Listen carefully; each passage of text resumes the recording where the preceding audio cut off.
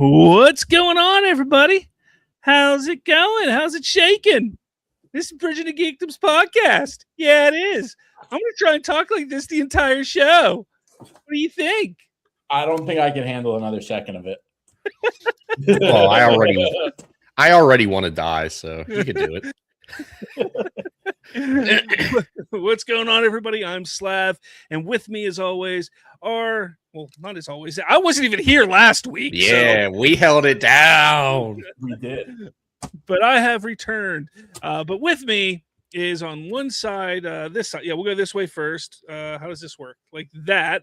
I don't know why that works. This is Jerry from Comic Cuts. And then like that. I don't know why I didn't just do this. Is Colton. Yo. So yeah. How's it going, gentlemen? How's your week been? What has been going on in the pop culture world with you two? I finished a couple games this week. Nice. Like what? Well, I finished Red Dead about 20 minutes ago. Like Red Dead 1 on the 360 a couple minutes ago. That's not your first time playing it. Oh no, I 100%ed all the achievements. Wow. Yeah. You know, he really doesn't have a life. So hey. I'm similar. I have a couple friends, but I like sticking to myself. I don't really like most people. I'm the same way. Like an ideal day for me is working the first half of the day, reading comics the second half of the day, and then watching a movie and going to sleep and doing it all again the next day. You forgot the 2.5 minutes of the hot sweet jerk sesh. Yes. But I could get it done in like 10 seconds. Yeah, a man of the minute. Yeah. What's that up in the corner? What does that say? Somebody read that? Hold on. Let me get my mic up here. Animate the Snyderverse. Oh, sorry. Hashtag animate the Snyderverse. Is Donovan going to be here? Because he is going to lose his mind.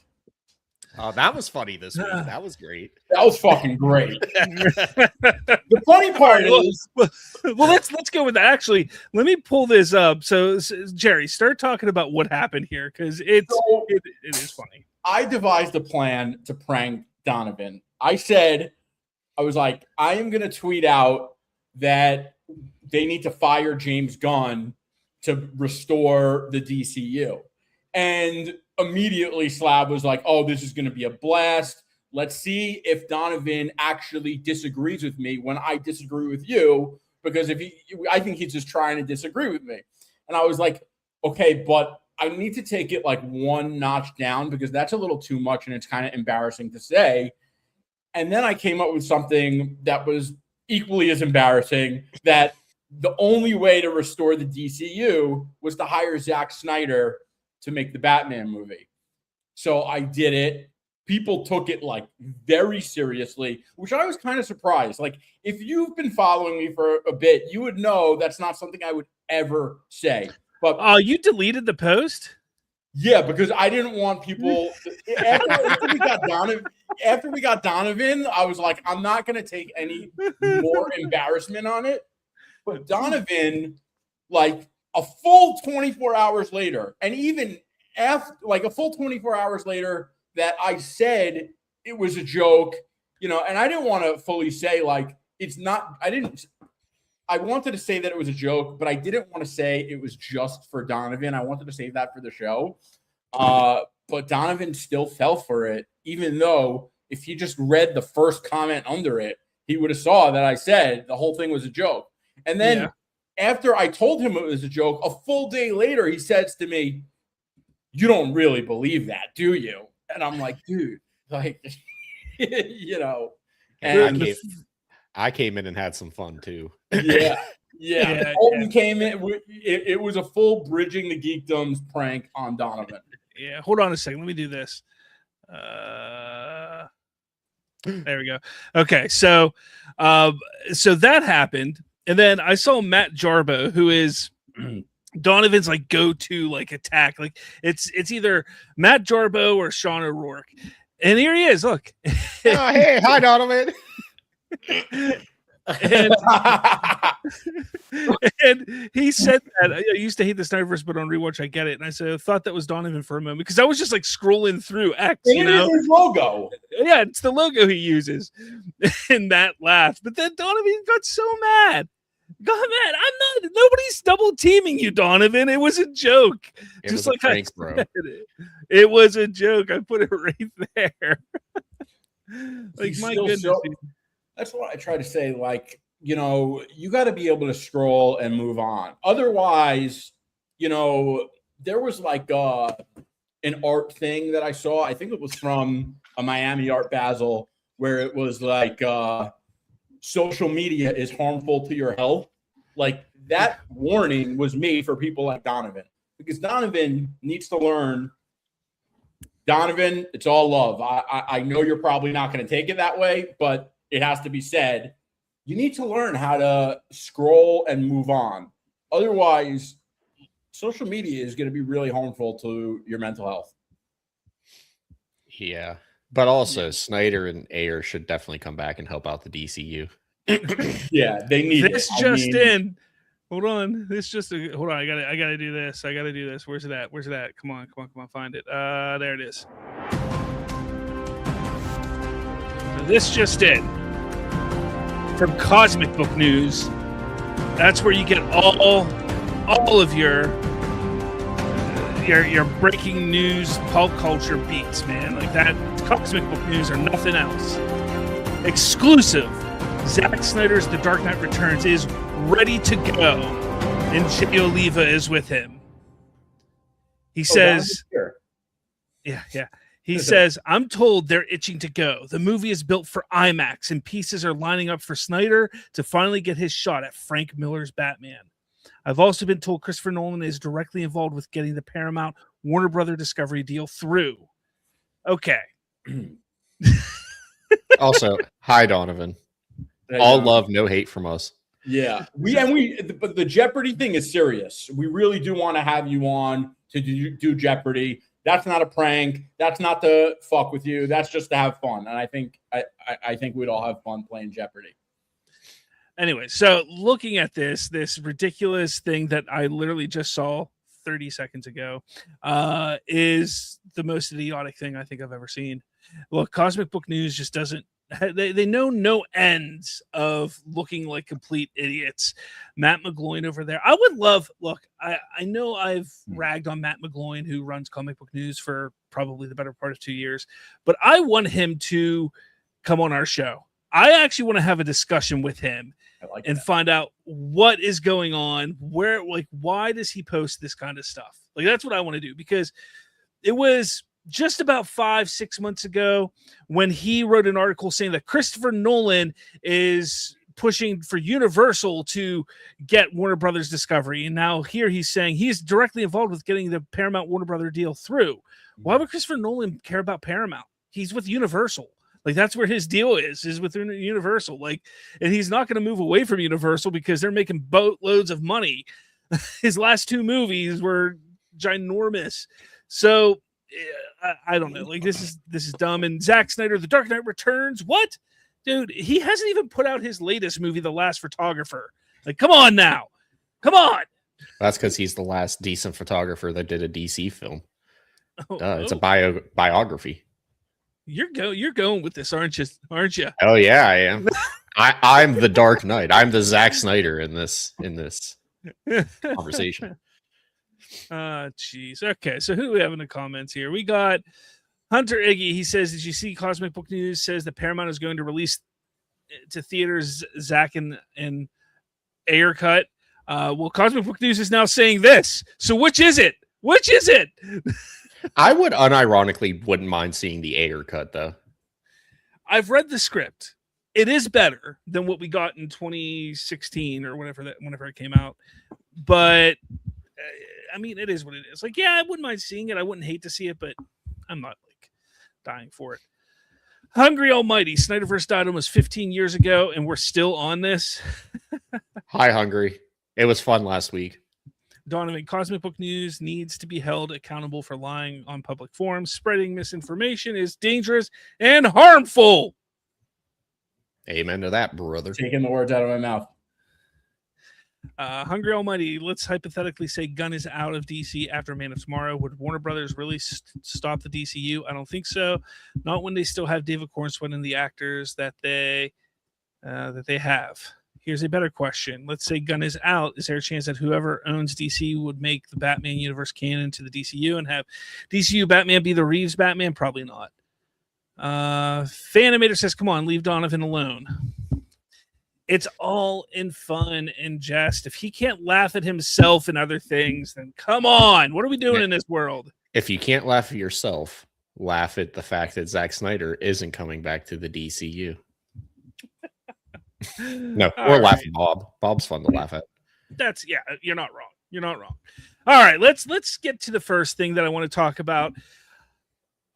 We got the first 5 minutes of Lanterns. Now, the first 5 minutes of Lanterns, we see a young Jon Stewart sitting there watching an interview with a young Hal Jordan discussing how he became a Green Lantern. And you get a little bit about how Hal Jordan's dad was a test pilot in the Air Force, but died tragically. Hal Jordan basically explains that the way he became a Green Lantern is because he has no fear. And he has no fear because when you lose a parent, that's the greatest fear that you would ever have as a child. So that's essentially what it is. And then we see it jumps up to 20. Actually, we see a really cool scene. I won't say it's cool. It's kind of, Oh, sorry. My bad. I different button. Jerry wanted the limelight for a second. He did. We then see a crazy scene where Jon Stewart's dad takes Jon Stewart, puts him up against the wall, puts an apple on his head, and then he shoots an apple with a handgun off of his son's head. But the entire time, Jon just stands there, unfazed, not afraid. So obviously, we're seeing what the future holds for him. There's that. And then we see him in the gym in 2016. So that took place 10 years prior. Now we're in 2016. 20 years. 20 years ago. And then here we go now, where he gets in the car with Hal Jordan, and Hal Jordan just goes, I was late. And then it cuts. I think it was a really cool first 5 minutes. It definitely piqued my interest, and I loved seeing a little bit of the backstory of the two characters. I cannot wait for this. This show comes out Sunday. Comes out this Sunday on HBO Max. What did you guys think? I will start with Jerry, who's above me now somehow. Yeah, listen, I think it looks good, but I don't like that we're not doing the secret identity thing for Hal Jordan. Yeah. That rubbed me the wrong way. Like, come on. I do hate that there's no secret identities in these superhero films anymore. It pisses me off. But anyways, besides that, like you like it? You excited about Lanterns? Yeah. I mean, listen, Hal Jordan's one of my all-time favorite characters. My second favorite DC character under Batman.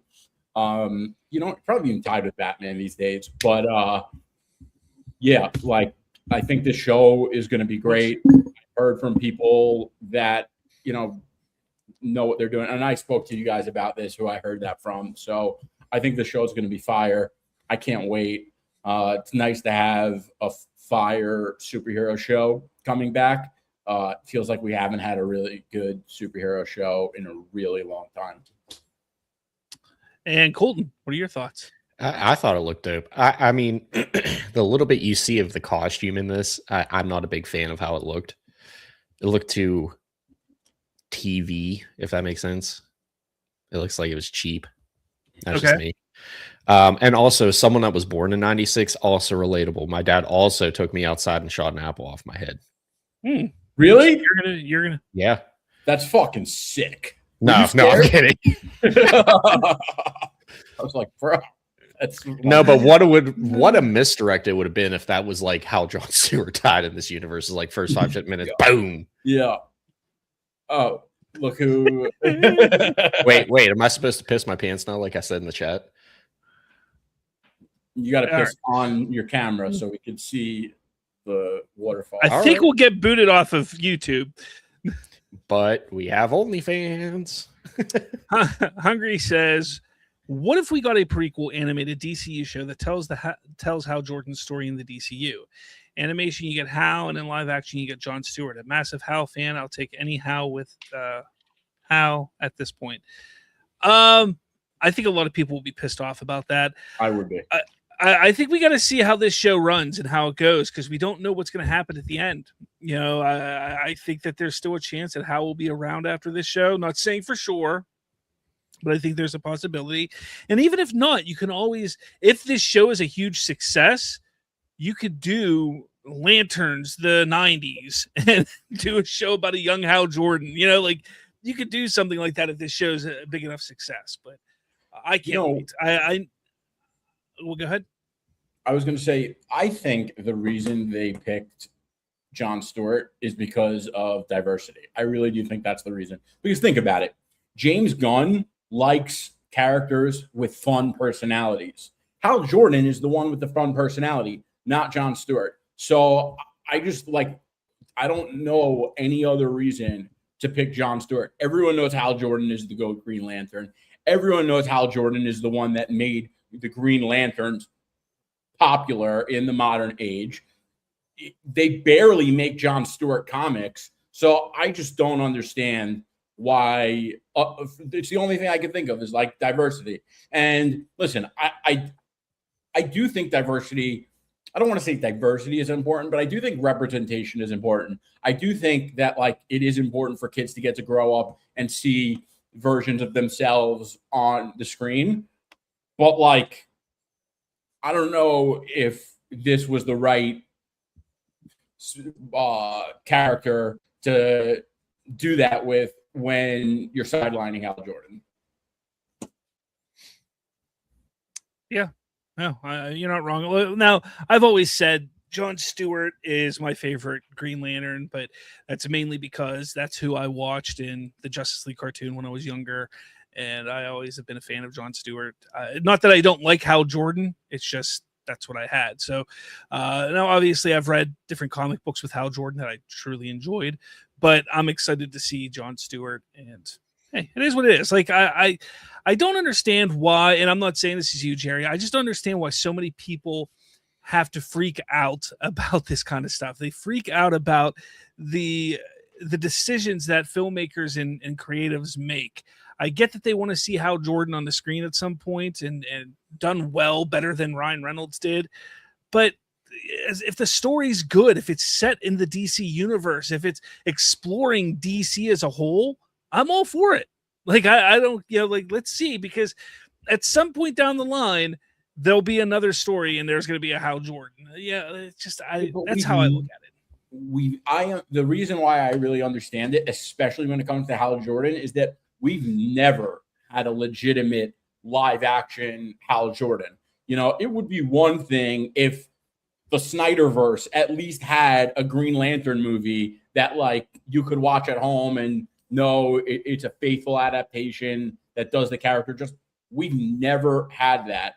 And, for comics fans, like I said, they barely make Jon Stewart comics. I mean, the current, it's ended, but, there were supposed to be an ongoing of Jon Stewart right now. They cut it off at 12 issues because it didn't sell well enough. Okay. That should be the warning sign. Maybe you shouldn't have done this. Okay. They can't even do an ongoing for Jon Stewart because it doesn't sell well enough. Meanwhile, Hal Jordan has all the fire stories. So I can understand for some people if, the animated universe was your thing.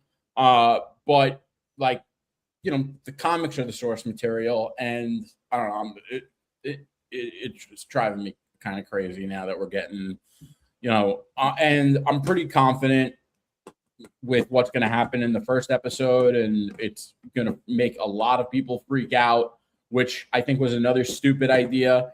But what I heard is that the context is going to change everything, and Hal Jordan is still very much has a legitimate role throughout the entire series. And I still like Jon Stewart very much. So it's not like I'm oh, it's not even worth it because we're getting Jon Stewart. It's Hal Jordan is Hal Jordan, Jon Stewart, Jon Stewart. All right. Look, I'm not saying that John Stewart should be the main Lantern. It's just the one that I grew up and watched as a kid. Let's not forget, I talk about this all the time. I wasn't really reading comics back. Like, I didn't start reading comics until like 15 years ago. So when I was a kid, I knew there were comics. I didn't really read them. My Green Lantern was John Stewart, thanks to the cartoon. And yes, I've read comics and I like Hal Jordan, but I just have that special place for John Stewart. And I think that's how a lot of people feel. And that's okay. That's okay. Yeah, I'm not attacking you over it or anything. No, I know. Hungry Almighty is yeah. Powerful says, my friend Hal Jordan got a movie in 2011. It bombed. The general audience doesn't read comics. All right. Okay. Well, I'm excited.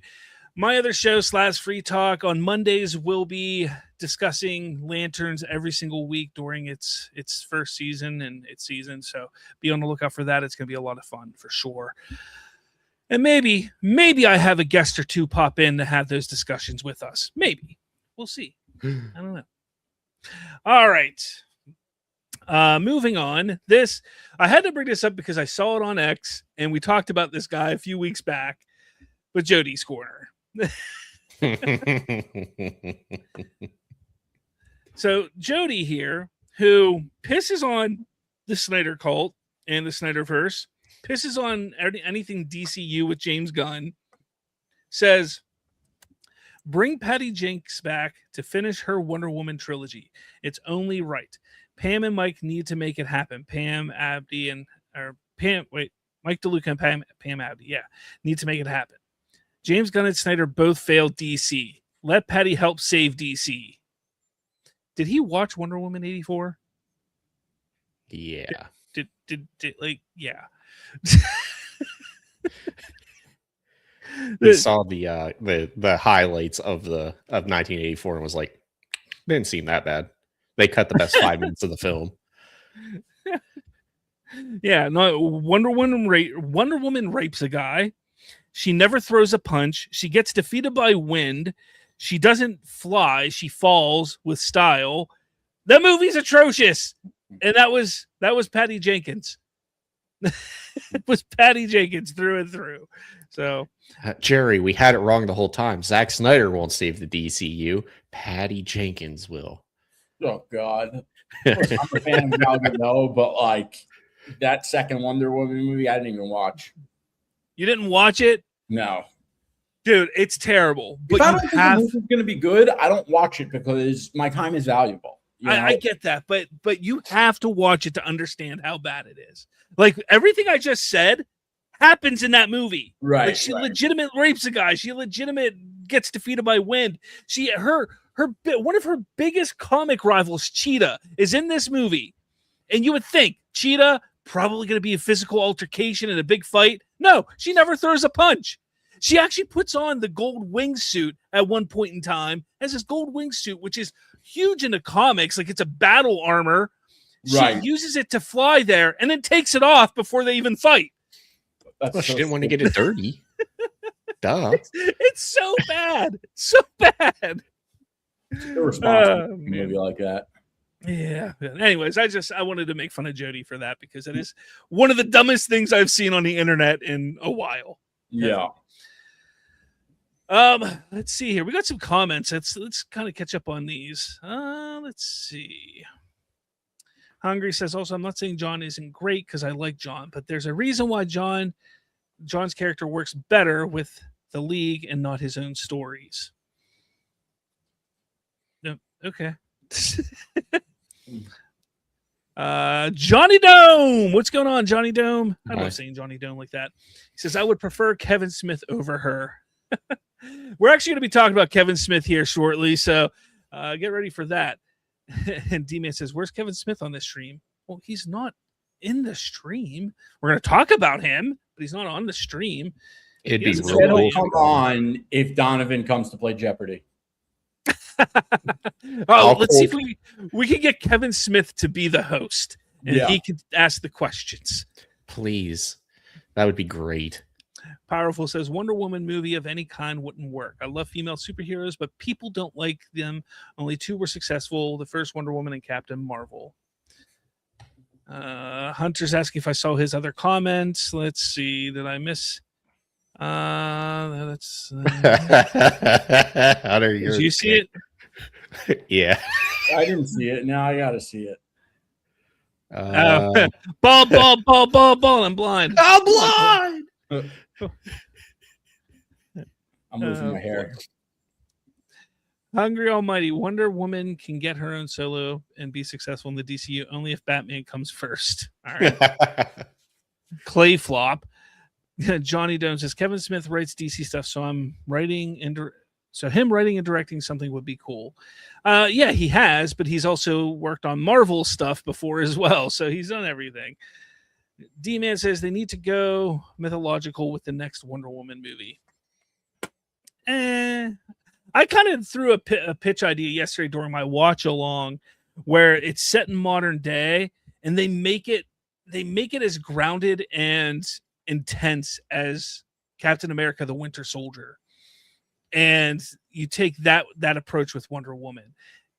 You could set it in a certain, like the current time of the DCU, have Steve Trevor alive at that point in time. And I said, have Steve Trevor go on some kind of mission, like undercover mission of some sort, and he gets taken hostage or he's missing. So Diana goes off to get him and rescue him, but make like the reason that he's taken and what he's going to look for a bigger plot point for the whole DCU as a whole. But it would be a good personal story for Diana. You get a cool little story with Steve Trevor. You don't have to kill him off, so he could be around a little longer and just make it grounded in like an espionage type of film like The Winter Soldier. I think that'd be really cool for a Wonder Woman film. I just think it would be. You don't need to go big and bombastic and mythological and things. Like sometimes you can just bring it down a little bit. Just bring it down a little bit, and it could be fun. Yeah. Powerful says, I agree with Slav. It needs to feel different. Johnny Dome says, to me, since DC seems to let the director do their own stuff, I think I would prefer DC. Matthew says, Jon Stewart is the best Green Lantern. Hungry Almighty, do you think it's Gunn will go back on we won't release two Batmans in the same year? I never heard him say that. Did he say that before? I think he did, yeah. And I just think it doesn't make sense. Like they are, and I know Hungry and people who are impatient about Batman don't like when I say this, but it's the truth.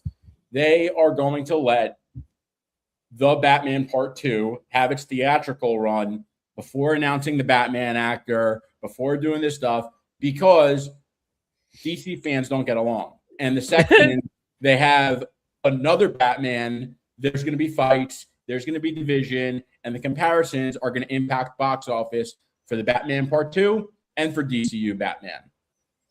It's why, like, they don't put similar products on the shelf next to each other, competing products from the same brand, because they don't want it to hurt sales. Makes sense. Let's see. Powerful says, I'm Muslim and I love Miss Marvel, but Iman Vellani needs to shut up. I think she's really good as Miss Marvel, but yeah, I don't know what that has to do with I don't even think in China. Listen, I happen to like Miss Marvel as a show, but she's so irrelevant that if she says something, I don't even see it. Yeah, I'm the same way. Like, I didn't know she was saying stuff. Like, I don't really care.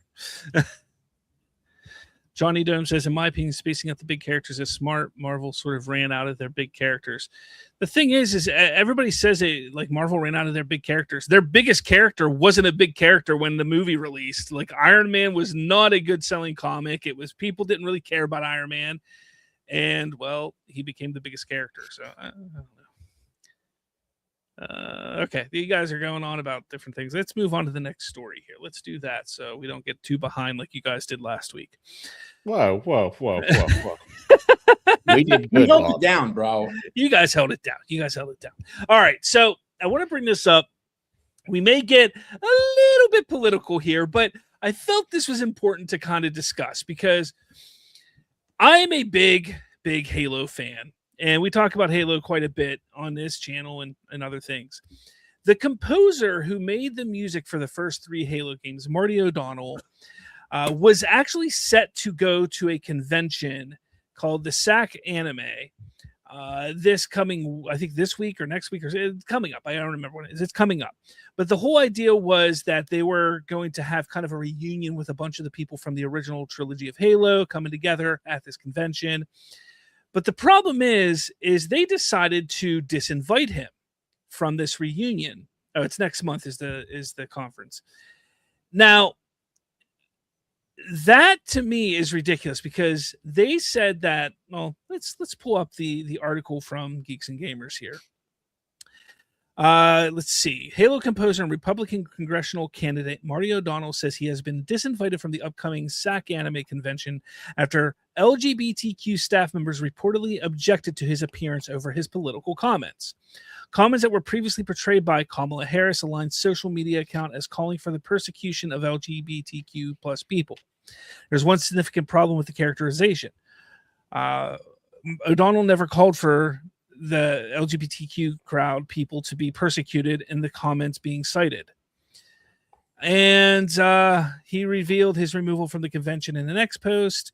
He says, I'm very disappointed that SAC Anime hasn't disinvited me from Halo 25 reunion at their conference next month. If you thought we defeated cancel culture in 2024, guess again. So the reason why I bring this up is because conventions are supposed to be all inviting. They're supposed to be a thing where, hey, we can all just kind of show up and have a good time at a convention, discuss things that we all love, some things that can bring us together, regardless if you're gay, straight, black, white, Portuguese, furry, whatever it is. It doesn't matter. Some people may look at you funny if you're dressed like a furry, but who cares? You're there having a fun time. You love comics. You love conventions. You're having a good time just like the other person there. And you love wearing cat ears. It's a little weird, but whatever. Yeah, I mean, it is what it is. Like, people like just have fun. Look, Marty O'Donnell has been, yes, he is a Republican congressional candidate. He is running for Congress, and he's made comments that align with people on the right. But what happened to this world where we can't just have differing opinions, but be in the same room at the same time? Like, that is ridiculous to me. Like, conventions are supposed to be all inviting. Doesn't matter who or what you are. You're invited. Hey, come on in. As long as you don't physically hurt somebody, come on in. Yet they're not going to allow Marty O'Donnell to come in. I think that's pathetic. I think it's ridiculous. I think people should just scream at this SAC anime convention and tell them that how wrong it is, because it is. It is absolutely wrong. But what do you guys think? I don't know if you guys heard about this or read about it. What do you guys think? Well, first of all, what did he say? Right here. Sorry. On July 17th, the verified headquarters account on X, formerly associated with Kamala Harris campaign, Kamala HQ Operations, posted a clip of O'Donnell appearing on the WDW Pro show. The account made an explosive accusation against him. It says, unearthed, Trump-endorsed Nevada GOP candidate Marty O'Donnell calls for persecution of LGBTQ plus people and treating them as an existential threat. The media cannot be played. I can't play it.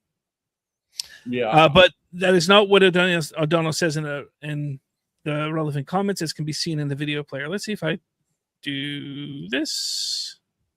Here we go. You probably can't hear it, can you? No. Can you hear it now? Let's see if I do this. Stop screen. Share screen.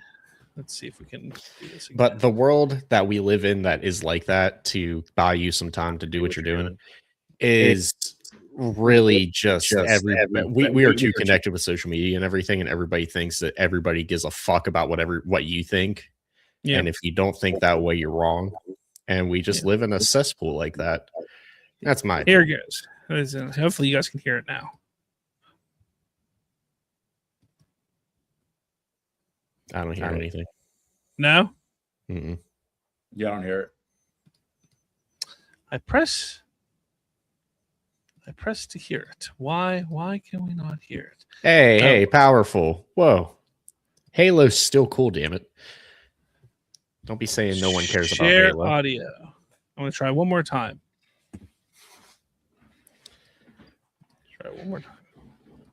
From some sections of the East and West. Talk And it disappeared again.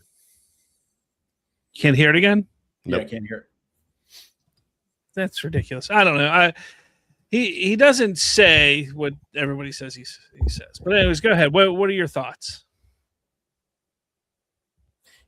Listen. Sorry, were you going to go? No, go ahead. I was just going to say we live in a cesspool and everybody needs to get off the internet. Yeah, I can't stand when people say, oh, we don't feel safe. Like, you don't feel safe over words, especially when you're someone who like champions some of the most radical people in the country that support violence and whatever. It's just ridiculous. I'm sorry, but this is not freedom of speech. Private companies, okay, well, it's spiritually against freedom of speech. And I don't even know what he said because we didn't hear it. But I'm just saying, like, I don't think that is someone who's like a famous composer for a famous video game that happens to have one of the best scores of all time should be disinvited because, and I don't buy that people don't feel safe. I think that's bullshit. I should have just read further down. This is what he says. He says, talk about an existential threat. This is where we are right now. We're on the cliff looking down into the abyss, and the abyss is Marxism. It's anti-Western philosophy. There's a weird alliance of all these groups who like to pretend they're oppressed. The LGBTQ plus people, the Islamists, the Marxists, they're all together now. That's what he said. So he spoke about the red, green, pink alliance. Big deal. Yeah. Well, that's because he specifically said LGBTQ, A, B, C, D, E, F, Gs, and they took it and ran. Yeah, they didn't. I don't think anyone didn't feel safe. I think they didn't like what he said. And this is like peak woke. I mean, it's just like, it's weaponized social justice. I mean, could people be offended by that because he included LGBT? Yeah.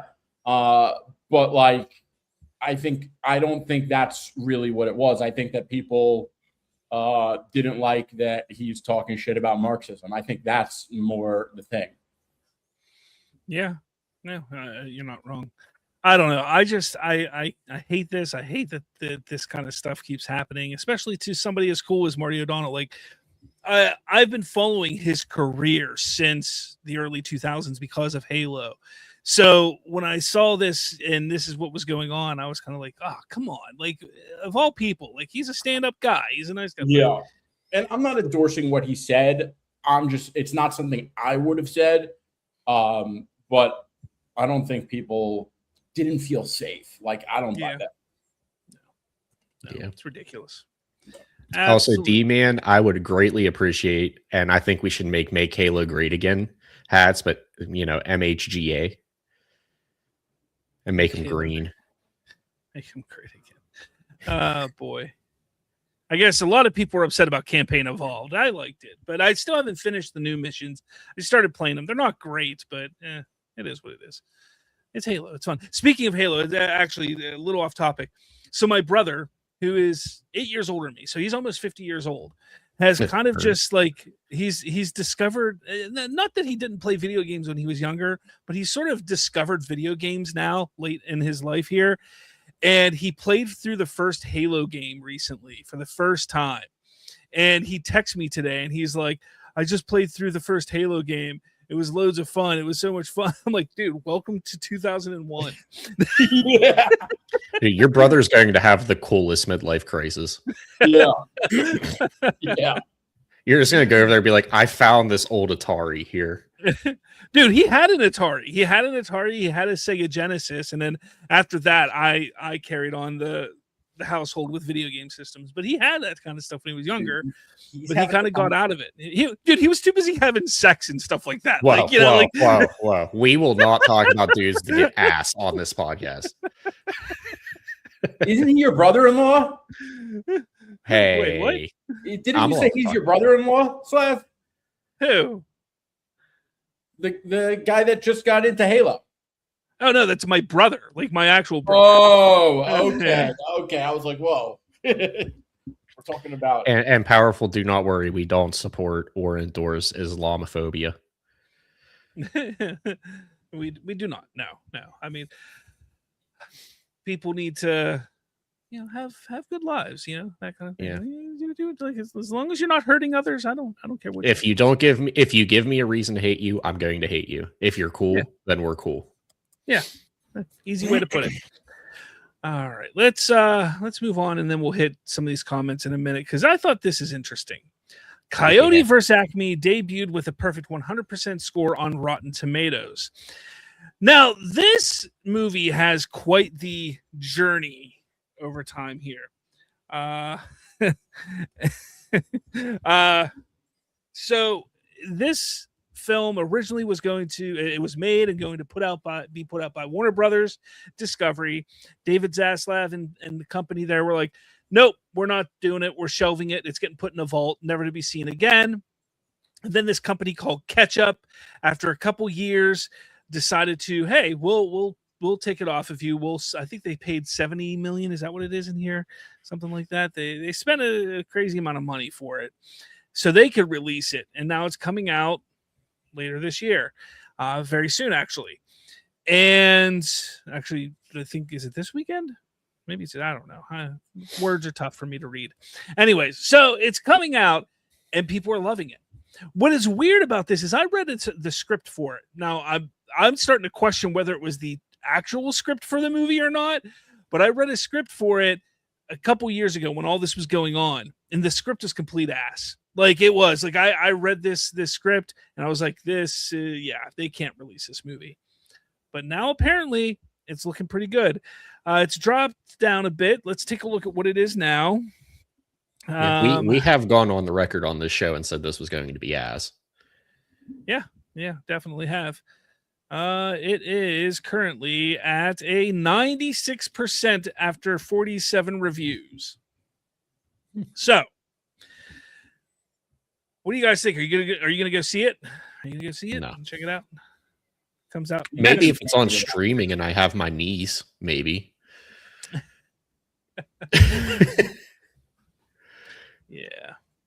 Yeah. Anything, Jerry? No, it just reminds me of the canceled Batgirl movie. Look, that thing looked horrendous from things that we saw. 100%. If you've ever seen Jack and Jill, the Adam Sandler movie, you remember what I think I've said this before, but when at the end of the movie, Al Pacino sees the Dunkin' Donuts commercial he filmed, and it was so corny and cringe, and he's like, has anyone seen this? Burn it. Nobody can. That's what Zaslav said after seeing Batgirl. That's what he said after seeing Coyote vs. Acme. Somehow Coyote vs. Acme ended up coming out. I don't really care. I'm just glad Batgirl didn't. Because if you love DC, you should not want DC to release a movie like Batgirl that's just going to embarrass them for ages. So I think it was a good thing that Batgirl didn't come out. I think that the people that cry about it online are full of shit because they never cared about the movie. Nobody cared about that fucking movie until it was canceled. And if you say otherwise, you're full of shit, and I'm calling you on it. And Coyote vs. Acme, I liked Looney Tunes when I was 4 years old. I'm 35. I'm not sitting down to watch fucking Coyote vs. Acme, okay? I am one of those ones that I love the Looney Tunes. One of my favorite movies is Looney Tunes Back in Action. Wow. I love that movie. Come on. First off, you have Brendan Fraser, Leone, and Timothy Dalton. Like, come on. I love Timothy Dalton. And Steve Martin. Like, come on, man. That is a fucking killer cast, I will say. I've never seen this movie, but now I might watch a YouTube video on it. You have to watch Looney Tunes Back in Action. I think it came out in like the late 90s, early 2000s. It was because Space Jam did so good, so they were like, hey, let's do another movie. It was fantastic. I have a baby niece and nephew now, so maybe I'll watch it with them. There you go. But anyways, so for me, I want this to be good. Like, I want this to succeed because I love that kind of, it's just fun. I love when they have animation with real life. sometimes it works, sometimes it doesn't. Looney Tunes, I think, has done it the best over the years, with the exception of Roger Rabbit, which was, back in the 80s. But again, I hope it does well. I'm going to watch it. Am I going to go to the theaters? Probably not. But I will watch it when it's on streaming. No, what do you think, Colton? Yeah, I mean, this is something that I'll watch. Like, I'm watching my niece and we need background music because she's like 6 months old. Sure, I'll check it out, but I'm not going to spend money on this. Come on, you got John Cena, you got Will Forte, a story by James Gunn. Come on, let's go. Let's do it. But the only thing I'm worried about is, as Jerry pointed out, is the Batgirl thing. And people, if this does well, and you have a high rating, let's say the audience score is high as well, they're all going to start screaming, "Release Batgirl, release Batgirl." And it's like, no, don't. Just don't. Yeah. And it's even going to be the Snyder cult who was one of the ones that were like, they shouldn't make this movie. They're going to turn around and say, "Hey, release it," because they just love to piss on anything that is DC right now. Yep. It's pathetic. Yeah, and I like Batgirl as a character. I do. But that movie never looked good. I never liked the casting. And I like Brendan Fraser. Maybe it would have been cool to see him. But I think they should have cast Brendan Fraser as Batgirl. In the whale suit. In the whale suit. Maybe more people would have seen it because people seem to be into that kind of thing nowadays. But if that movie was good or even decent, it would have released. Warner Brothers has released a ton of shitty movies. That movie was so bad that they didn't release it. You wouldn't have liked it. I mean, come on. Yeah. Can't say it any better. All right. What are you guys saying in the chat? We got a whole bunch of chats here that we should probably. Let's see. Sid says, "Haha, Coyote is going to be the monumental flop for Warner Brothers." Let's see. Zaslav. Whoops. From Sid says, "Zaslav, another flop maker." Johnny Dome says, "People afraid of llamas is llamaphobia." Sid says, "By the way, I've got my tickets already." There you go. D-Man, plenty of critically acclaimed movies has flopped at the box office. Very true. Yeah, like the Titanic. Sid says, "Batgirl might not have made money, but it looked good. It had Firefly." Oh, yeah. Firefly. That's who Brendan Fraser. Brendan Fraser. Brendan Fraser. D-Man, Batgirl can't be any worse than Supergirl. Dun, dun, dun, dun. D-Man, is there a judgment off on which movies are good or bad? Look, Coyote vs. Acme got canned, yet look how good it is. Well, how do you know how good it is, D-Man? You're trusting just these 47 reviews? Yeah, but I'm pretty sure that the Coyote, and maybe I'm wrong on this, but I had heard, or maybe I was under the impression that the Coyote vs. Acme movie that released was very different from the one that they scrapped. Is that accurate? I haven't heard that. No, I thought from what I understand, they just took the movie and released it. Maybe they had to finish some things on it, but from what I understand, like I said, I read a script that I was told was the Coyote vs. Acme script a couple years ago. It was ass. It played like what I would expect, because it's basically a court case, and during the court case, they kind of go back and forth between events that have caused the Coyote, Wile E. Coyote, to get into this judicial issue, time with them. So it was, to me, it just didn't play right on this script on the page, but maybe it plays better, in action. I don't know. I mean, it is a good premise for a movie. Yeah, it could be. Could be. Johnny Dome says they didn't want these movies. I can see it. If it is actually bad, Warner Brothers is making a Speedy Gonzalez movie and still not sold to anyone. Are they? I didn't hear about that. D-Man, Batman characters. Which Batgirl would have had in its... Oh, wait, Batman characters which What? I don't know what you're saying. Done better at the box office than Superman-related characters. Maybe. I don't know. Release movie. Yeah. I don't know. Hungry says Comic Cuts. It's not gonna like this, but at this 2028 should be a Justice League movie, and then Brave and the Bold after. The DCAMU did this with JL War, and then Son of Batman. Animation is vastly different, dude. Yeah. Listen, I love you, but absolutely fucking not. The problem with this are two things. Number one, you would be doing the same kind of thing Snyder did, rushing into BVS, number one. Number two, I don't think that rushing to Justice League the year after Man of Tomorrow is the ideal move. I think that they obviously want to tell some kind of story after Man of Tomorrow and then lead into Justice League. But what I had heard is that Lanterns does lead into Justice League. That's what I heard. Dun, dun, dun! Whoa, we're all moved. Musical chairs. Johnny Dome, I usually skip the coyote parts when I watch Looney Tunes. To me, it was too repetitive and predictable.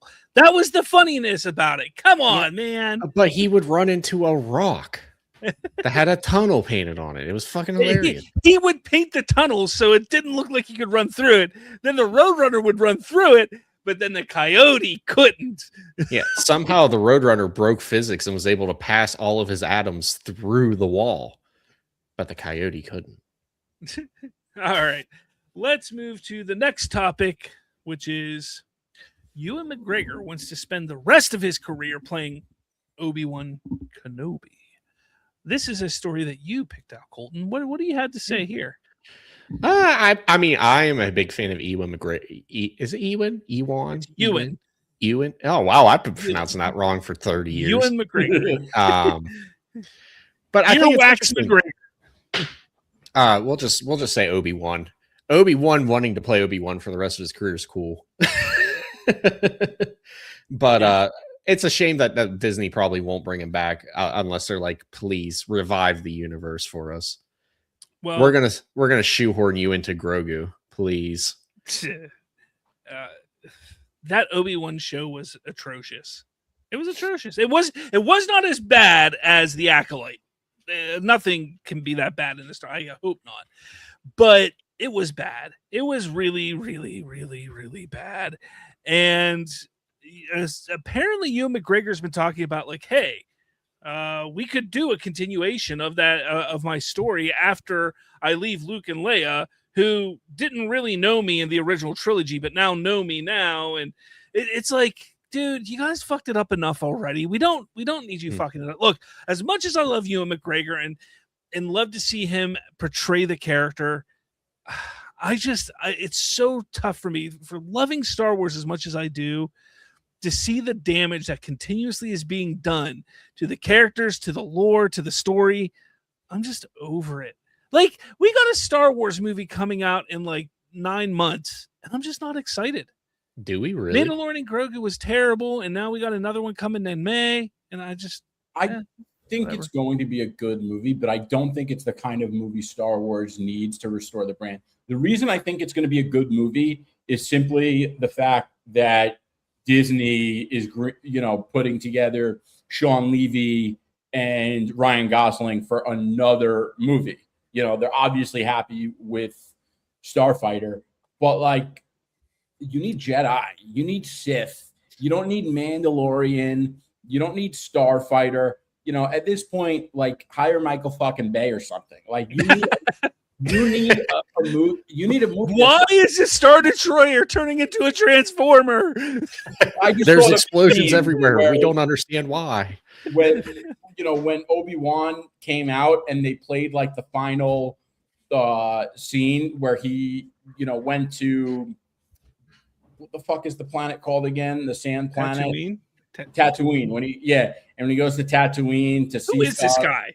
Luke Skywalker, and they do the what I've done. So I just thought of Linkin Park. At this point, like, if they made a Michael Bay Star Wars movie, it would be better than anything they've done in the past 10 years. Probably not wrong on that, but look, here's the thing. I don't trust anything Lucasfilm does right now or Disney does with Star Wars right now because of Mandalorian and Grogu, The Acolyte, Obi-Wan. Shall I go on? No, I don't trust them right now because of all of those problems. Sure, Sean Levy and Ryan Gosling are getting hired again to do Ghost Rider. Look, I'm excited to see Ghost Rider, but I don't have any excitement or care to see it because of them working on Starfighter together. I'm just hoping they do Ghost Rider right. I don't do we trust their opinion on movies after what they've done over the last 6 years now? I don't. So I just, come on. Look, I love you, Ewan. You're great. You're one of my favorite actors out there. I'll watch pretty much any movie you do. It's time to I think it's time. Just hang up the robe and the lightsaber. Yeah, I can get behind a season 2 of the Obi-Wan show if it's just 10 episodes of him being a moisture farmer. Look, I and you, Colton, you and I think we were both writing a far better story for Obi-Wan 100%. than what they gave us. And it's a damn shame. It really is. Now, Jerry, I want to touch on this real quick because you brought it up and what Star Wars needs right now. And you're right. Starfighter is not what Star Wars needs right now. What Star Wars needs right now, and despite my disdain and distaste and my non-pleasure of Daisy Ridley, they need to do Star Wars Episode 10. That's what they need to do. Star Wars Episode 10 without J.J. Abrams. You need to get somebody in there who understands what Star Wars is, understand that Star Wars is Skywalker. I've talked about this how many times? No. Star Wars is Skywalker. Skywalker is Star Wars. No. If you want to solidify Star Wars again, you make sure that there's a Skywalker in that saga film. And then you can move outside it. That's how you do it. But I know you guys are going to yell at me. Yeah, I disagree. I think they need a new Jedi, a new Sith, and completely removed from the timeline of episodes 1 through 9. Do something at a completely different time. And that way you don't have to worry too much about crossing over with the lore because they can't hire people that get it right. And they would just have an easier time. And I think that new characters are what they, listen, people thought that Steve Rogers is Captain America, and he is. But now they got David Colton, and David Colton's great. Have you read that yet, by the way? No. Oh, you're going to love it. Obviously Sam Wilson doesn't cut it, but David Colton fucking does. It's not the right characters. All right. I think we're going to move on from this. Time to move on. Look, we're going to get into a heated discussion here shortly with our main. We'll get into heated discussion. The only thing that saves Star Wars, the Old Republic. At this point, you don't even deter from the fucking games. Just beat for beat at this point. It's written for you. Just do it. Yeah. All right, let's go. Elder Scrolls 6 hype up after Asha Sharma sees live playthrough. So apparently Asha Sharma, the head of Xbox, has seen Elder Scrolls 6. I don't believe it. I don't think it's real. But she has stated the scale and grandeur are incredible. So go ahead, Colton. What do you have to say? So basically, Bethesda. There we go. Bethesda. I want to say BioWare, and I knew it wasn't BioWare. Invited her. We're talking about Knights of the Old Republic, so I get it. Yeah, that's probably genuinely why. But they gave her, because apparently she's been riding their ass hey, it's been 15 years. Where's the fucking game? Yeah. And they gave her a playthrough of it. And apparently she says it looks really good. She's been teasing the name of the game, the Elder Scrolls 6 blank. Yeah. So there's not much really more to build on it, but it's nice to see that we're actually getting news on a game that's been in production for 15, 16, 17, 18, 20 years. Yeah, I'm guessing though that since it appears she probably said the Elder Scrolls 6 and the name, and then they had to retract it before they released it, the name's going to get leaked sooner rather than later. Yeah. Well, no, if you scroll down a little bit, it did. The Elder Scrolls 6 official announcement teaser is Oh, crazy. man.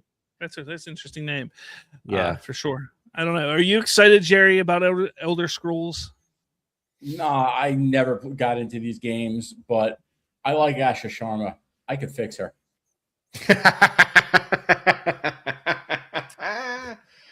Sid asked Slav, when is the next movie night? It is Tuesday. Tuesday nights are my movie night. So be on the lookout for that. Oh, but when are you going to invite us on for a movie night, bastard? Okay. Yeah, you guys can come on to a movie Doing night, all these movie nights, you don't even invite us. But we got to play it serious. Like, we're not making fun of the movie. We're having conversation I can about the play movie. serious. Unless something stupid happens, then I mean, we walk into it. All right. Halloween, the game, banned in Australia and New Zealand after rating refusal. Halloween, the game, will not be sold in Australia and New Zealand as the Australian Classification Board has denied the horror game a rating. Is it really that terrible? No, you want to know why? I'll sum this up for you. It's none right. of the gore. It's none of the murder. It's none of the weapons. It's not titty. the character. No, not even titty. It's not even the character. It's because there's drug use in the game. Really? Yeah, there's drug use in the game, and they will not even rate it based on that. That's why. Actually, I don't even know why I said titty, because that was only in the Rob Zombie ones. I don't think any of the other ones had nudity in them. No, because it was like that weird time in the 80s where they didn't do that. Yeah, 80s and 90s, and Halloween H2O didn't have any boobies in it because it was, just not something they did then.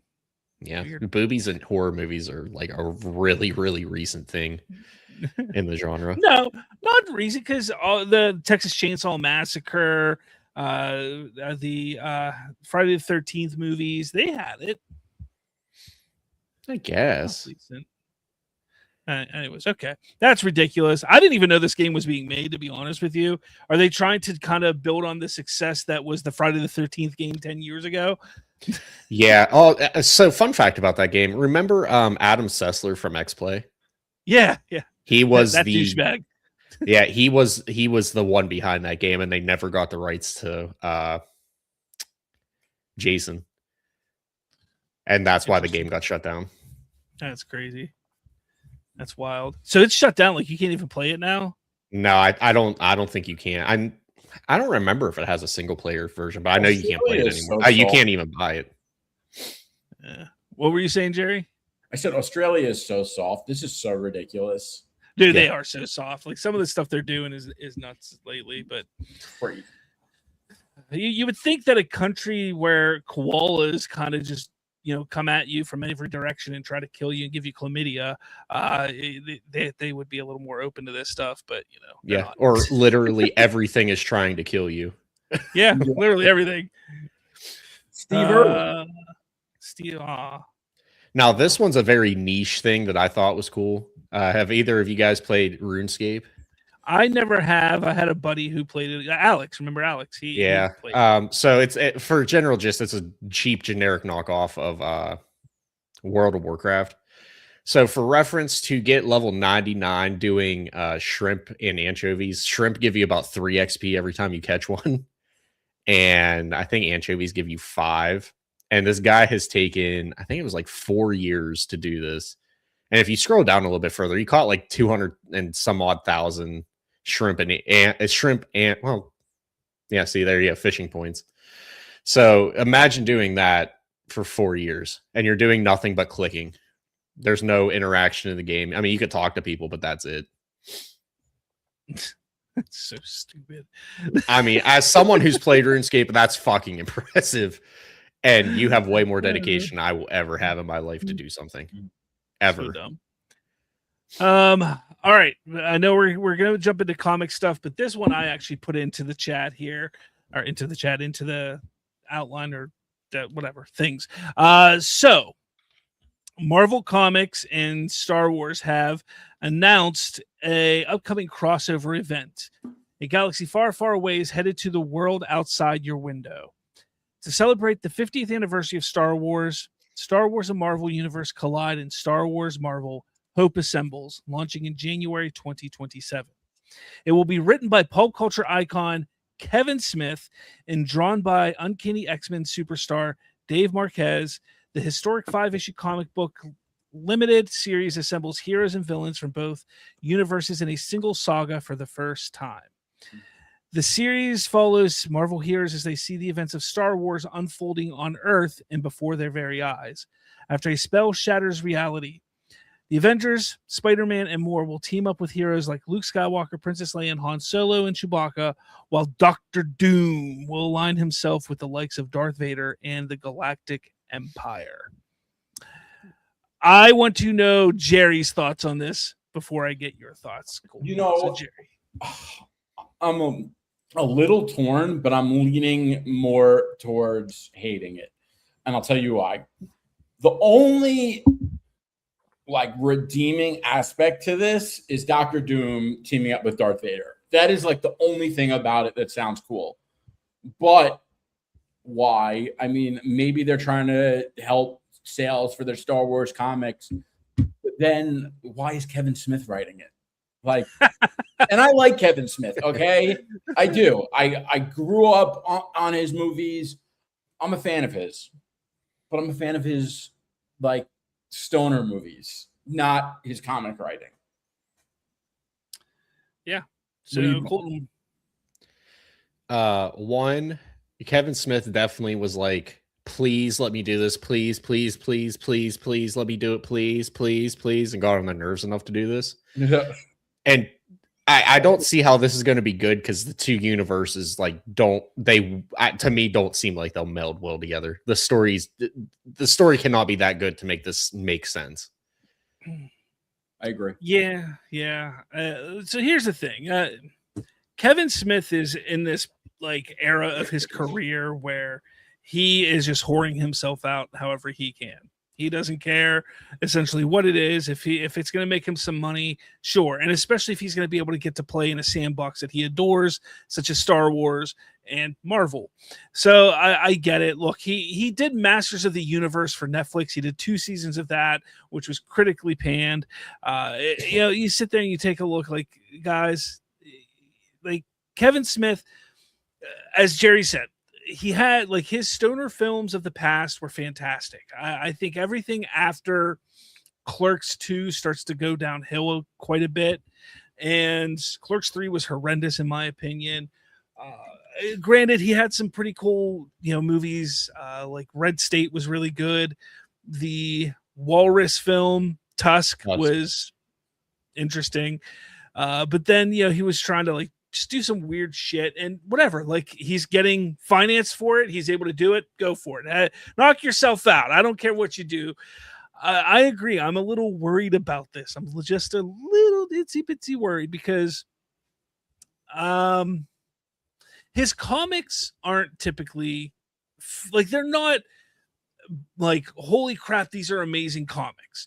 I take a look at his Batman comics he was doing a while back. What was it? Cacophony. Is that what it was called? Daredevil, Guardian Devil. Yeah. Quiver. Quiver was actually pretty good. I did like Quiver quite a bit. But here's the thing. He is he doesn't expand the universe ever. It's very just very secluded, close to the chest of the characters that he's writing about. This is a shit ton of characters he's going to have to include in this. And it's, what is it? A 5-issue run. So I don't know, man.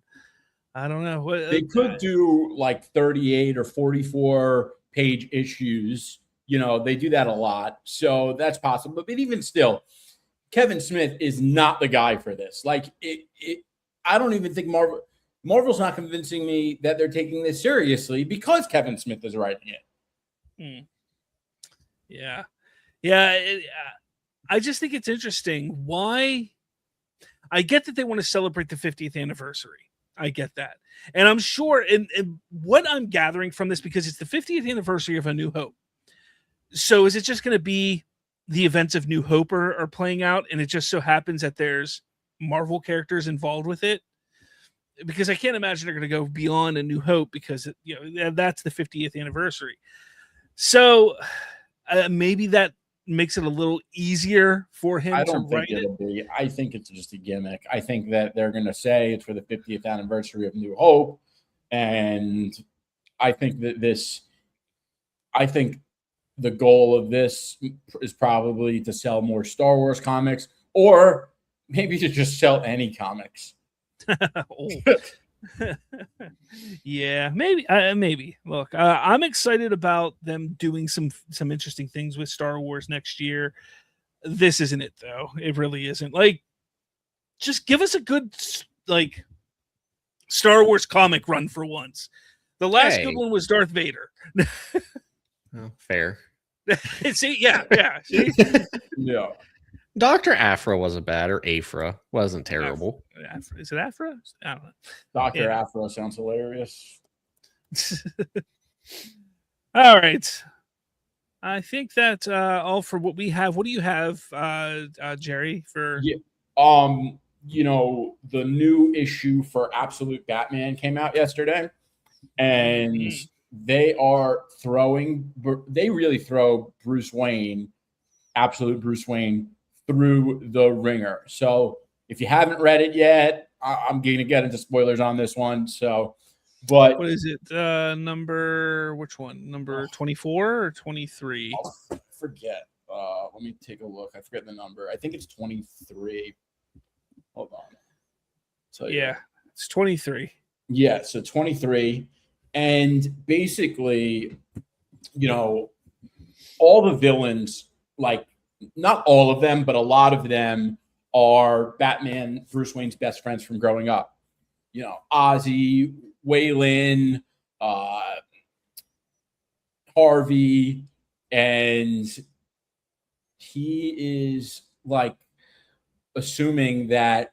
not assuming, but he believes that they're all working for Jack Grimm. Jack Grimm is the Joker, but Absolute Joker is almost like Bruce Wayne. He's rich. He's in the mansion. He's got the Joker cave, but he's like really controlling everything. And it's getting like hard to read because you feel so bad for Bruce. Like he keeps getting thrown through the ringer, and the writing on it is just absolutely incredible. Like every single issue is better than the next one. Every single one. It's absolutely insane. And if you're not reading this, like you're missing out. And if you are looking for a comic book to understand why people love comics and to get yourself into comics, this is the fucking one. Okay. It is that fucking good. And we're going to talk about the New Avengers saga because Slav had texted me for comic recs for Marvel. And I told him, I'm going to give you them, but you got to read this. This is the greatest story ever told. And the reason that this run is so good is because Jonathan Hickman wrote it. And Jonathan Hickman is the greatest comic writer of all time. No one even comes close. I don't care who you're talking about. I don't care if you want to talk about Stan Lee. I don't care if you want to talk about John Byrne. I don't care who the fuck you want to talk about. Hickman is the GOAT. And the reason that this story is so good is because it really is about the incursions. And in the incursions, the universes are colliding. So Earths collide into each other. And in order to save themselves, Tony Stark forms the Illuminati. And he forms the Illuminati. And originally, Captain America, Steve Rogers, was included. But Steve Rogers said to the team, he was like, I know what you guys are going to do. You're going to build some crazy machine to save yourselves and blow up the other Earths so you don't collide. And I'm telling you, that's not okay. And I'm never going to let you do it because the second you build the machine, you're just going to gradually become, okay, well, we're going to use the machine. And I'm going to get into spoilers. It's still worth reading it. But Doctor Strange does a spell on Steve Rogers. So Steve Rogers forgets about the Illuminati. So Reed Richards ends up building the device, the antimatter injection system. and it blows up the other Earths before they collide. And as time goes on, what's so crazy about it is you, the reader, you want them to use the machine to save themselves. And the reason is because they're either all going to die or they could save themselves. But what it's really about is the fact that Jonathan Hickman wants you to feel guilty for it. He wants you to feel guilty because you shouldn't be able to decide who lives and who dies. And the second you use that machine, you're playing God.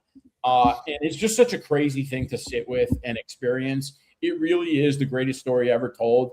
And that's one of the reasons I'm so hyped for Avengers Doomsday. Avengers Doomsday is going to pull a lot from this comic, and Secret Wars is the swan song ending to that comic. But if you really want a comic that you can understand how great comics could be, that's another one. But the whole saga, I think, is 77 issues, and that's before the Secret Wars 12. So it's 90 issues total, something like that. But it really is worth reading. It is that fucking good. It is the greatest story ever told. Interesting. All right. All right. That's good. Is that it? Any more comic stuff? Oh, no, that's it for today. All right. Hungry Almighty says, do you think it's possible that the reason the MCU X-Men movie won't have the Wolverine is because they are waiting for X-Men cast to get slightly older over time so that they can cast Wolverine? I think they just want to get the smell of Hugh Jackman off of that for a while so people can accept a new Wolverine personally. I think that's a big part of it for sure, because the second there's certain characters that are difficult to recast because they're always going to be compared to their predecessors. Iron Man's one of them. Wolverine's another one. And Wolverine is even more difficult because they don't really have a good excuse for not using Hugh Jackman. They could say, oh, well, we can't pay Robert Downey Jr. $40 million a movie forever. Where Hugh Jackman, I'm sure they pay him a lot of money, but it's nowhere close to 40 mil a movie. And I also think part of it is that they want fans to buy in to other characters. And the second you put Wolverine in there, everyone's going to, all the casuals are going to be focused on Wolverine. Whereas if you do an X-Men movie and, you do Cyclops and you make him the main character and you don't have Wolverine in it for a bit, now you get people bought in on Cyclops. Gotcha. Yeah. Okay. So the last thing I'll bring up before we move into the main topic is Johnny Dome asked thoughts on his Bizarro comic. I never read it.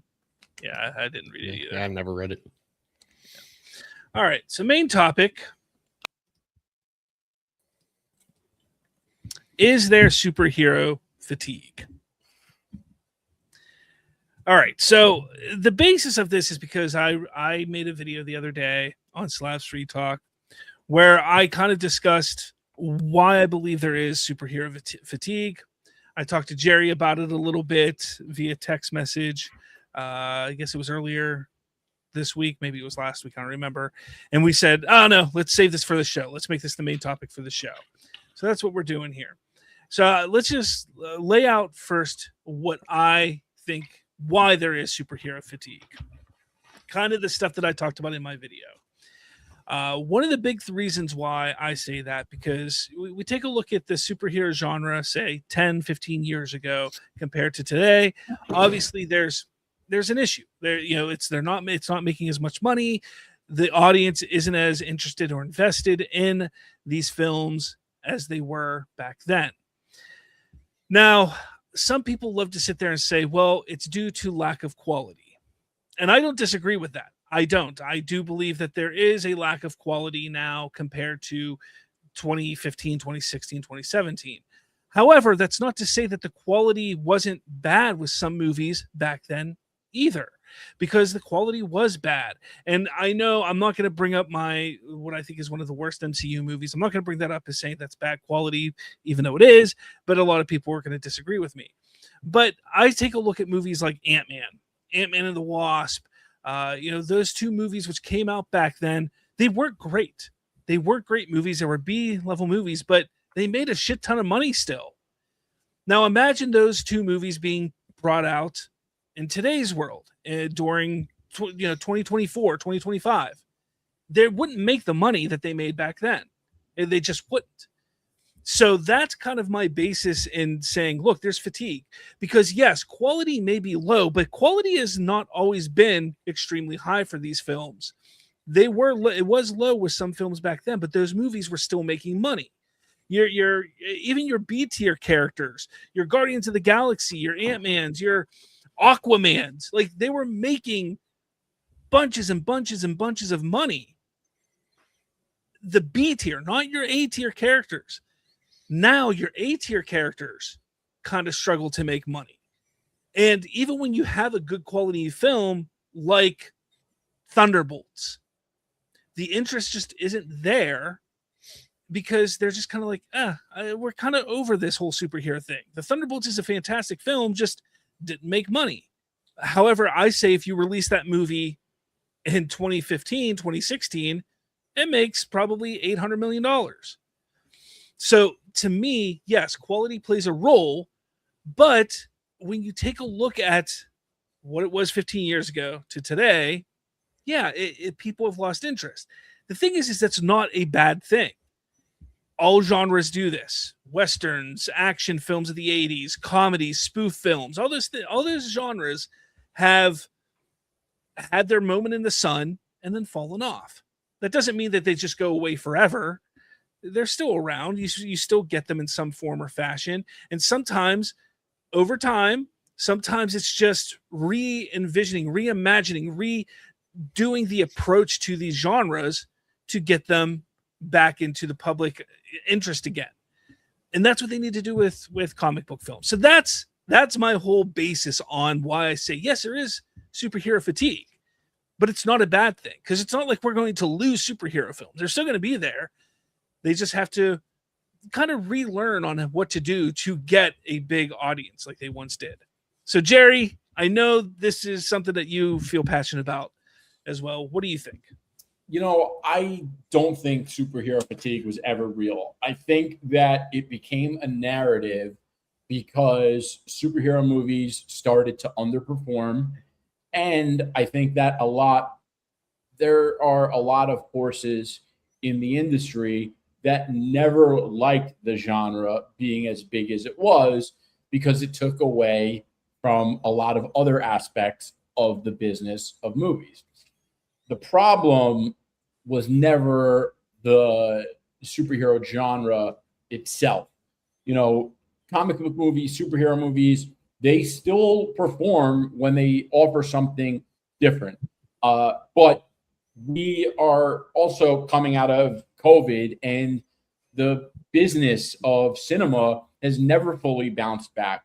And I think that people were tired of mediocre movies, hence the word mid becoming so popular. And audiences are more selective, but the success of a lot of these movies contradicts the idea of total fatigue. And the MCU happened, like I always say, the Avengers are the face of the genre. And the Avengers, aside from the fact that they were absent for the past 6 years or whatever, 7 years,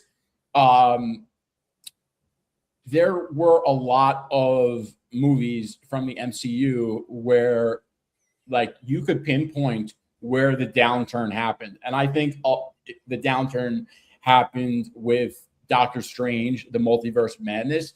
Like, that movie was supposed to be a banger. Everyone had such high expectations for it because it's the multiverse saga, and this was going to be the movie that made the multiverse crazy. And it really didn't. It didn't make the multiverse any cooler for the MCU. It didn't make the MCU any better, and it didn't make Doctor Strange any better. It just fucking sucked. And it had cameo porn, so that became, kind of seen as a gimmick for a long time, and people still call it a gimmick. People even claim it's a gimmick from No Way Home, where it wasn't. But again, No Way Home did $1.3 billion. Spider-Man Brand New Day there's a good chance it does $2 billion. So I think that the success of a lot of these movies contradicts the idea of total fatigue. And, they're going to need to, like, people also got tired of the formula. And I think that that's being reinvented as we speak. You could see, like I've been saying, there's a new style for the MCU, which is emotional and character driven. And you saw that with Thunderbolts.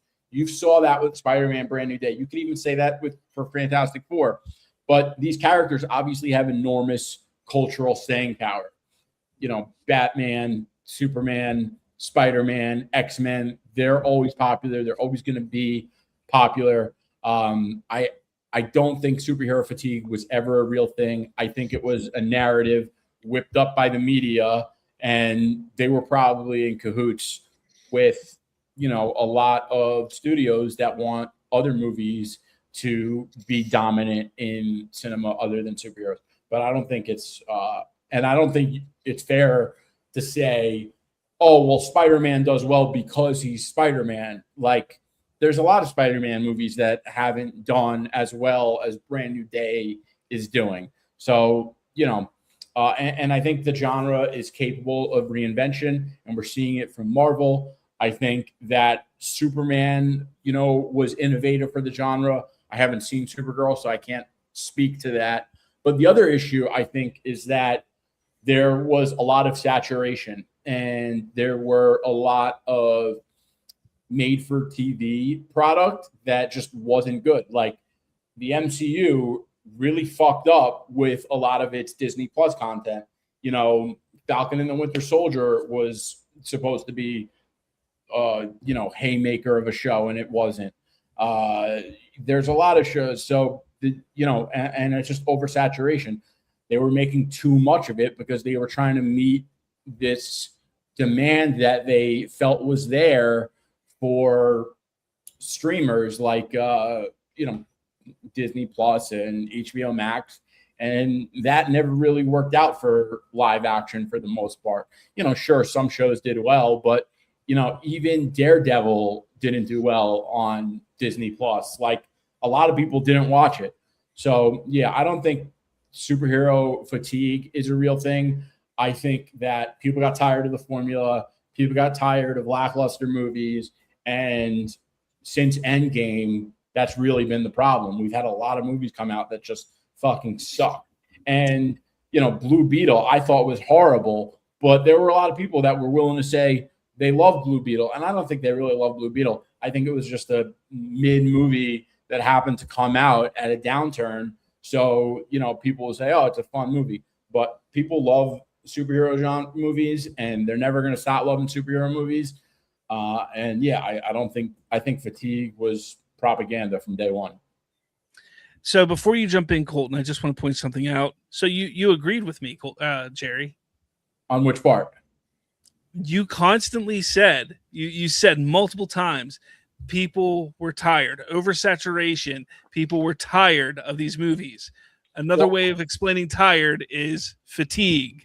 Yeah, but I don't think they're tired of superhero movies. I think they're tired of lackluster superhero movies. Big difference. But again, I think it goes hand in hand. Colton, give me a second, Colton. It goes hand in hand with what has been happening. Again, you were getting lackluster films even in the 2010s. Batman v Superman made $900 million. Okay, that's a lackluster film.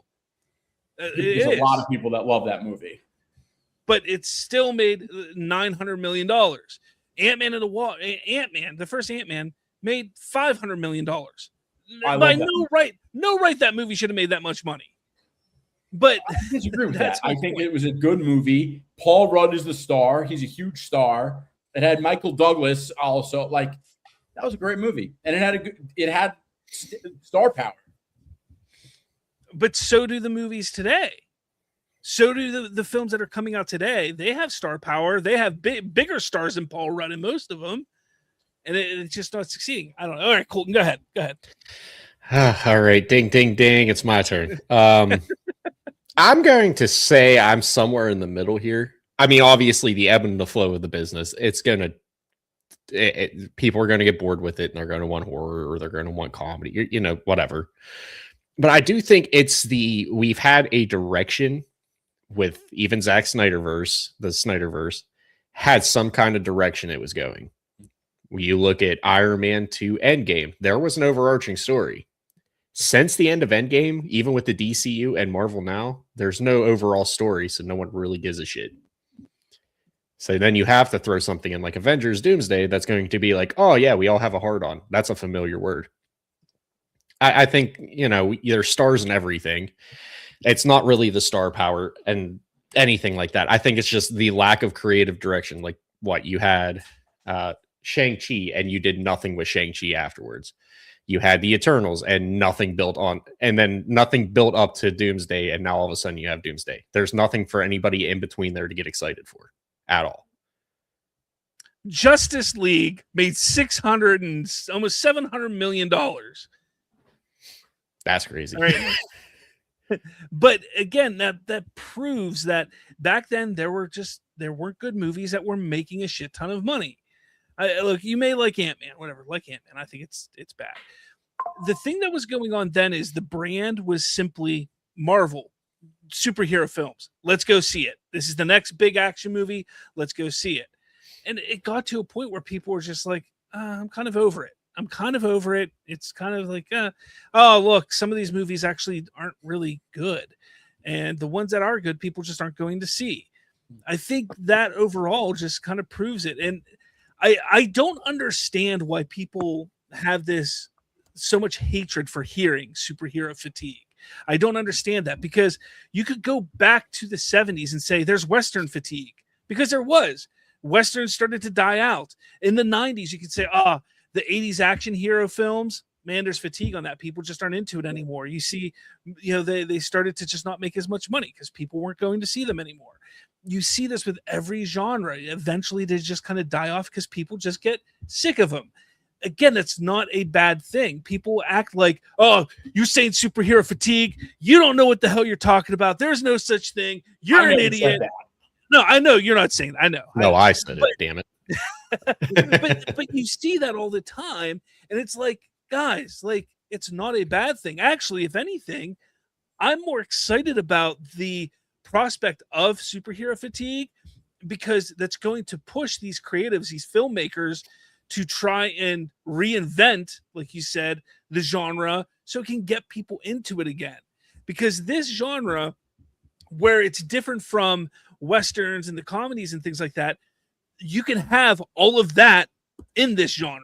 You can have your Westerns, your comedy, your spoofs, your procedurals. You can have all of that in this. And that's what the beauty of the superhero genre. They just have to find the right way to go about doing it now, because what they did in the 2010s just doesn't work anymore. And I'll go to James Gunn and say, look, he understands that. He was seeing that. So he wanted to approach the genre a little bit differently. And people are getting mad at him for it. And they're like, what are you doing? Why are you going this route with it? You need to be more like Marvel. But when 5 years ago or 10 years ago, people are like, we don't want DC to be like Marvel. It needs to be anything but Marvel.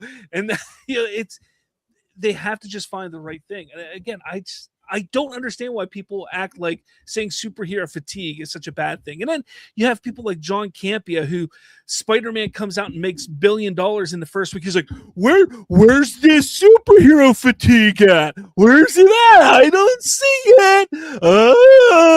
And it's like, dude, it's Spider-Man. Okay. And regardless of what you want to say and saying it's not fair to say Spider-Man is going to make a shit ton of money, it's just fact of the matter. Spider-Man has been in the public eye for 30 years at this point, and on the big screen, people love Spider-Man. There's a connection to the character. And let's not forget, he's had 3 movies in the MCU already that have all done pretty well at the box office, and all have done they've had decent stories that people have enjoyed, just like Deadpool and Wolverine. All right, the first 2 Deadpool movies did well. People enjoyed them. Then you throw in the prospect of Wolverine's going to be in it. Sure, it's $1 billion movie now. Avengers, it's a big name. Avengers, like Doomsday is going to make $1 billion or more, probably $2 billion, because Avengers. Like that's the thing. Like you do have those type of titles and things that will make money, but that doesn't negate that there's superhero fatigue. Because superhero fatigue doesn't mean that they're just gonna not watch any superhero movie. It just says they're losing interest in the films that typically 10 years ago there would be interest in. Yeah, but I don't think the fatigue is over superheroes themselves. I think it's the repetitive, lackluster superhero movies. I think people aren't tired of superheroes. They're tired of being given the same superhero movie over and over and over.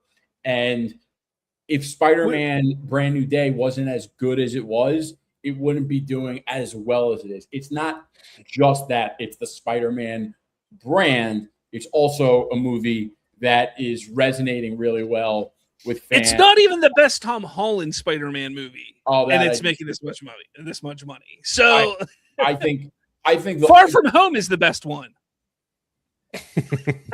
I don't know with you sometimes. You know, one day you're like, Winter Soldier's the best MCU movie, and then the next you're like, well, not even the next, the same day, you hate Civil War. So I've always, you can ask Colton. I've never liked Civil War. I believe it. But like, that's why I don't know when you say something like Far From Home is the best Tom Holland Spider-Man movie. I don't know if it's a joke or not right away. But no, I don't think Brand New Day is the best Tom Holland Spider-Man movie, but it is a good movie. It is. But it's going to be the highest grossing Tom Holland Spider-Man movie because it's Spider-Man. I think people always want to try and say, oh, it's not like brand doesn't matter. No, brand matters more than anything. I mean, 100%. that's a big thing in marketing is branding. If you have a good brand, you're gonna make money. And Spider-Man is a marketable brand. You take a look at the Spider-Verse movies.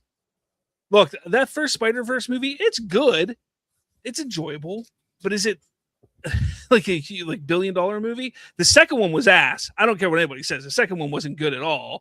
I won't say at all. It was good. It just wasn't great. It wasn't as good as the first one. Oh, I think the second one's so much better than the first one. And people just ate it up. Colton, you've been quiet. What do you think?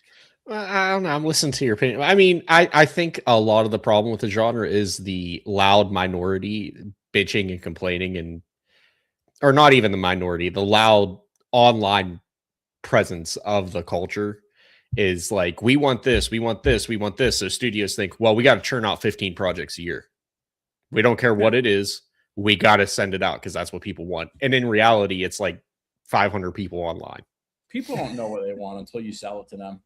Yeah, exactly. Marketing. See, I don't know. I'm a salesman, so. This is a topic I think that's never going to die. And what I think is going to be interesting is we're going to see over the next probably 4 to 5 years what's going to happen with this genre. Because if DC can't get their act together and get things moving in DC, which I really hope they do, then you only have one player in the field, essentially, which is Marvel. I've been very vocal about how I worry about what's going to happen with Marvel after Secret Wars, because look, they're not going to have their Robert Downey Jr.'s and their Chris Evans, and probably Chris Hemsworth is going to walk away soon. Like, come on, he can't be Thor forever. You're going to lose some of these stars that you've had for the last 30 years, almost 30 years, and they're going to walk away, and they haven't built anything up yet for Marvel that's worth a damn.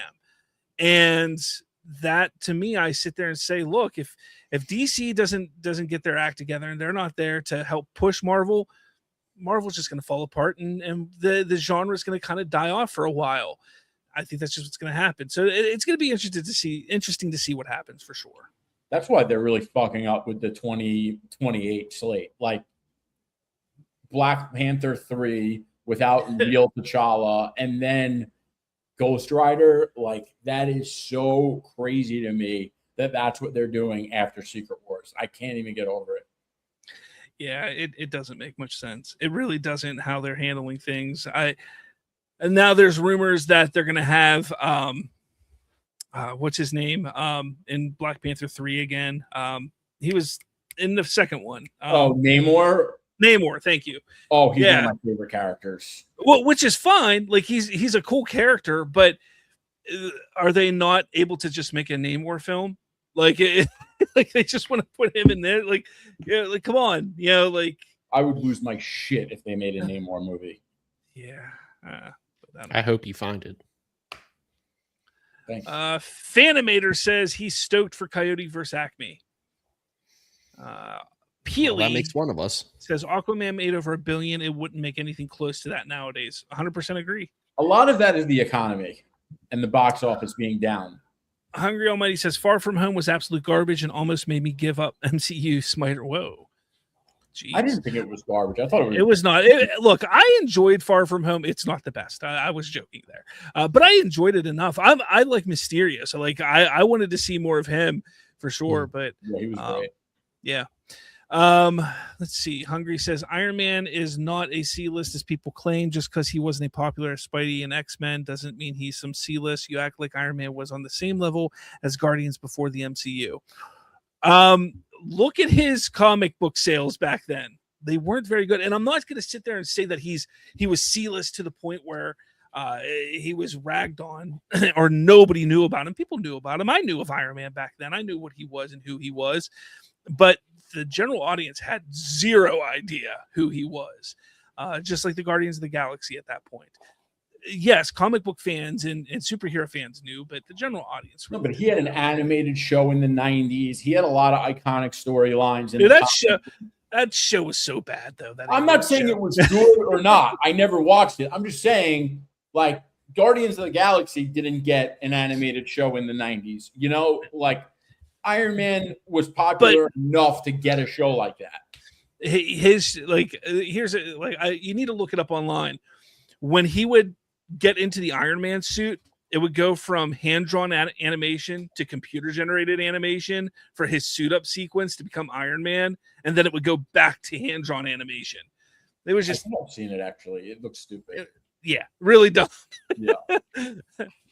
Hungry says there's a difference between Western and superheroes. Superheroes have a rich history of so many characters. That's why there will never be superhero fatigue. Also, on that note, Westerns started to die out because we went to the moon and space became a really big thing after Star Wars. You're not wrong. You're not wrong on that. Yeah. But the interest of people does change. Yeah. And you could say change for sure. Like mafia movies used to be dominant, which they're not anymore, which sucks. And I was looking into that the other day. And supposedly the main reason is because filmmakers used to make movies about what they saw, and they don't really see mafia people outside their window in Brooklyn anymore, which is what Scorsese grew up with. He grew up watching the mafia outside his window. Yeah. No, I don't know. I think that there is fatigue, but whatever. Yeah. There was another guy who kind of did a rebuttal of my video, and he kind of watched my video and talked about it in his video. So I was like, hey, look, somebody picked it up. So that was kind of cool. Nice. All right. So you guys got anything else to say? I love the comic screenshot you had of Spider-Man. Yeah, it was great. It was a great. I literally just typed in superhero fatigue in Google search, and it came up with this. And I didn't see the bottom part. I just saw, it's exciting. And this part was kind of like cut off, like underneath that. So I clicked on it and I was like, oh, that's perfect. Yeah. I think that's from Nick Spencer's run. You would know that. Matthew says people still claim Thor is still a B-lister on Reddit. They're on a B-lister. On Reddit, their claim is that 4 movies does not make you A-lister. It's so stupid. Oh, sorry. I should have pulled it up. Here we go. Well, you have to have 4 good movies. There was only one. Ooh. I kind of agree. There's only. Yeah, I was gonna say. I know you're probably in the same boat as me, Bob. Don't go there. Yeah. Look, I don't think The Dark World is as bad as some people say it is. It's not like bad Civil War bad, but it's not a great movie. What movie? Thor: The Dark World. I think a hot take. The best Thor movies are Thor and Thor: The Dark World. And Ragnarok and Love and Thunder, I hate them both with a fucking passion. They screwed him up. They screwed him up as a character. They did, bro. Like, and that's why I don't understand when people are like, "Oh, I like comic accuracy." Then how the fuck do you like those two movies? Seriously. If you want comic accurate Thor, watch the first Thor movie. Yeah. That is comic accurate Thor to a Yes. T. Yes. It is fantastic. Even Thor in the first Avengers movie, comic accurate. Like, Yep. it's just The Russos do a great job with him too. Man. There's a reason why they didn't use him in Civil War. Why wasn't he in that? Yeah, because he was looking for Natalie Portman in Star Wars. Duh, that's where the comic picks up.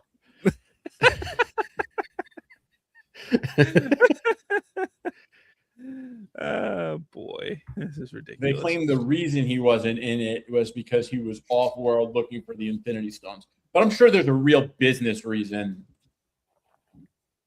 Probably. I don't know. Maybe. Yeah, he was in Star Wars looking for Natalie Portman. Duh. Duh. Can you blame him? Not even remotely. Oh boy. All right. Well, guys, I think that's all we got for today. That's all we got. Hungry says Captain America at least got his own show and even appeared in the other forms of animation, unlike a character like Guardians. So no, Slav, Cap and Guardians before the MCU weren't on the same level. I didn't say Captain America was. No, he was lower. Duh. No, Captain America has been known since, for decades, because he was since like World War II. Like he's that's It's hard to be named Captain America and not just be iconic from day one. Yeah, exactly. But all right, guys, where can they find you, Jerry? At Comics Cuts, all platforms, mainly on X. And Colton. White Ruby 53 everywhere. I don't really use social media though. Because you're a loser. Yeah, find me on Xbox, White Ruby 53. There you go. You can find me, Slav's Free Talk, on Twitter, or BridgingTheGeekdoms on Twitter as well. You can follow my show, Slav's Free Talk, over at Slav's Free Talk on YouTube. Mondays, I do a DC-centric show, and then Tuesdays, I do a watch-along where, hey, we watch movies. This past week, we watched Captain America, I almost said Falcon and the Winter Soldier. Captain America, the Winter Soldier. The week before was Batman Begins. Week before that was Man of Steel. Before that was Superman. So we're just watching pop culture films and having a good time and just discussing things, and it's a good time. So yeah, one of you guys, I don't want you both on at the same time, because too many people at once kind of just you don't pay attention to the movie. But I definitely have one of you on one week, one on another. See, week. you can have both of us on, because I'll just start watching the movie and then realize, oh shit, I need to be talking. But yeah, all right, guys, this was a lot of fun. Everyone, thanks for watching. Make sure you hit that like button, hit subscribe, and we will catch you all later. Later.